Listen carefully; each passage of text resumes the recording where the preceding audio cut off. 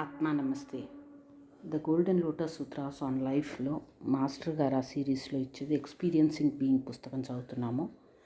ఇందులో on death and dying, మరణించడం గురించి పూజ్య సద్గురుదేవులు చోకుక్సే గారు మనకి ఇలా గోల్డెన్ లోటస్ సూత్రాస్ ఇస్తున్నారు. To die is to be born, with death comes freedom. మరణించడము అంటేనే పుట్టడము.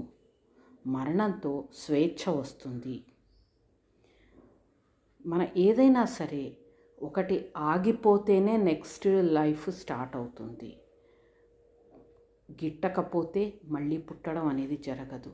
మనం యూజువల్గా ఏం చేస్తాము, ఏదన్నా పాడైపోయింది లేదా ఎవరన్నా మరణించారు అన్నప్పుడు ఆ దుఃఖంలో ఉండిపోతాం. అదే ఎండ్ అని అనుకుంటాం. అది ఎండ్ కాదు. ఒకటి దాని లైఫ్ స్పాన్ అయిపోయాక, అది ప్రతి ప్రాణి ప్రతి వస్తువు కూడా లైఫ్ స్పాన్ అయిపోయాక దాని ఫంక్షనింగ్ ఆగిపోతుంది.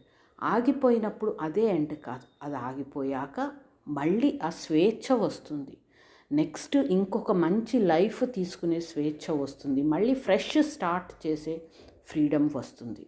అది మనం గుర్తుంచుకోవాలి. Death causes progress. Without death there is stagnation. మరణంతో ప్రోగ్రెస్ ఉంటుంది, పురోగతి ఉంటుంది.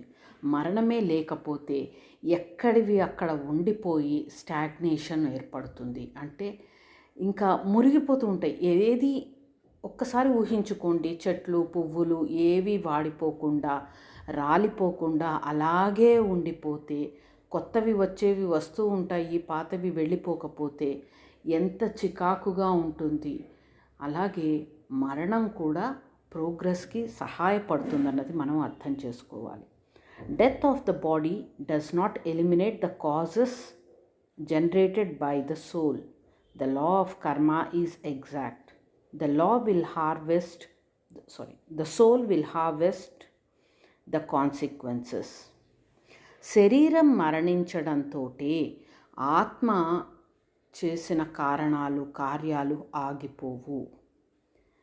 కర్మ సిద్ధాంతం తప్పనిసరి. అది చాలా కరెక్ట్గా పనిచేస్తుంది. ఆత్మ తాను చేసిన కర్మకి ప్రతి కర్మ తప్పకుండా అనుభవించి తీరాల్సిందే. ఒక లైఫ్లో కాకపోతే మరొక లైఫ్లో, ఆ లైఫ్లో కాకపోతే మరొక లైఫ్లో. ప్రతి దానికి రియాక్షన్ అనేది, ఆ ఫ్రూట్ అనేది అనుభవించాల్సి ఉంది. మంచైనా చెడైనా. కేవలం శరీరం పడిపోవడంతో మనం చేసిన కర్మలన్నీ క్యాన్సిల్ అయిపోవు. అందుకని మనం జాగ్రత్తగా, ఈ కర్మ సిద్ధాంతం ఎవ్వరూ తప్పించలేరు. మ్యాథమెటిక్స్ లాగా ఇది ప్యూర్ మ్యాథ్స్. కర్మ సిద్ధాంతం, ఒక కర్మ చేశాము అంటే దానికి రిజల్ట్ అనుభవించాలి, తప్పదు. ఈ జన్మ కాకపోతే ఈ శరీరంతో, కాకపోతే ఇంకొక శరీరంతో. అది గుర్తుంచుకోవాలి. Dyeing is a science. Do not be attached to your body. Eventually, all that exists will die. మరణించడము ఒక శాస్త్రం. శరీరంతో ఎక్కువ అటాచ్మెంట్ పెంచుకోవద్దు. పూజ్య సద్గురుదేవులు గారు మరీ చెప్పేది ఇదే. శరీరంతో ఎక్కువ అటాచ్మెంట్ పెట్టుకోవద్దు. మరణించిన ప్రతి ఒక్కటి పడిపోవాల్సిందే. జన్మించిన ప్రతి ఒక్కటి పడిపోవాల్సిందే. అందుకని ఇది అందరూ మన ఉపనిషత్తుల్లో, పురాణాల్లో అందరూ చెప్పేది ఇదే. కానీ ఊరికే విని వదిలేయడం కాకుండా ప్రతిరోజు దీన్ని గుర్తుంచుకుంటూ శరీరంతో అటాచ్మెంట్ తగ్గించుకుంటూ ఉంటే, మనదే కాదు ఎవరిదైనా కూడా తగ్గించుకుంటూ ఉండాలి. అప్పుడే మనకి ప్రోగ్రెస్ ఈజీ అవుతుంది. దీనికి అద్భుతంగా మన మాస్టర్ గారు సోల్ ఎఫర్మేషన్ ఇచ్చారు. I am not the body, Nirvana షట్కంలోది. ఆ సోల్ ఎఫర్మేషన్ మనం రెగ్యులర్గా రోజు ఒక్కసారి అక్కర్లేదు, ఎప్పుడు గుర్తొస్తే అప్పుడు చెప్పుకుంటూ ఉంటే నెమ్మదిగా మనకి కాన్షియస్లో కాకపోయినా సబ్కాన్షియస్లో మన ఆత్మ గుర్తు పెట్టుకుంటుంది. ఇది నేను శరీరము, నేను ఒకటి కాదు అన్నది గుర్తు పెట్టుకుంటుంది. అప్పుడు యాక్సెప్ట్ చేయడం ఈజీ అవుతుంది.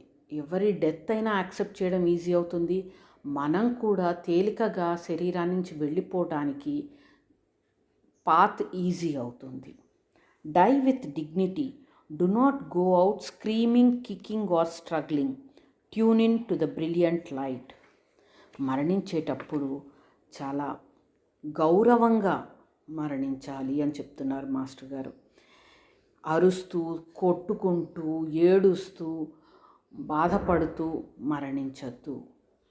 అక్కడ వచ్చే ఆ బ్రిలియంట్ లైట్, మనకు కనపడే బ్రిలియంట్ లైట్లోకి ట్యూన్ ఇన్ అయ్యి చాలా అద్భుతమైన ఆ దివ్య కాంతిలోకి తేలికగా, హాయిగా, ప్రశాంతంగా మనం ప్రయాణించాలి.